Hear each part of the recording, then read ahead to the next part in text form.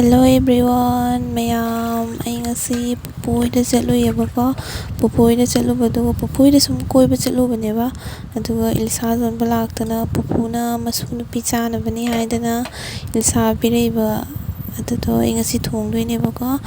sum simple da sum thongdoineko ai hainaga thongdoi hainaga hadi momo style da thongdoi nateba aduna hadi aina thongise hawgadra hawroidra do mayam yengminasiko.